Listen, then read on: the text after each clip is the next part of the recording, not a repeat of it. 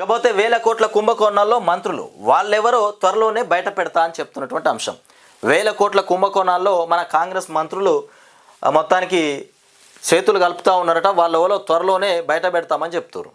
ఇక వచ్చిందయ్యా అధికారం చూడురయ్య సుతారం అన్నట్టుగా ఇక మొత్తానికి అధికారం చేతుల పడగానే వాళ్ళు కూడా సంపాదించుకోవాలి కదా, సంపాదనకు ఎగబడతా ఉన్నటువంటి అంశం.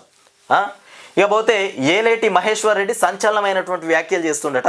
సీఎం రేవంత్ సినిమా డైలాగులకే పరిమితం, ఇక రైతు సమస్యల పరిష్కారంలో ప్రభుత్వం మొత్తానికి విఫలమైపోయింది, రైతు బంద్ అనేటువంటి భరోసాగా మోర్చి మోసం చేస్తున్నారు, రైతు భరోసాగా మార్చి రైతు బంధునే రైతు భరోసాగా మార్చి మోసం చేస్తున్నారు. ఇది కథ.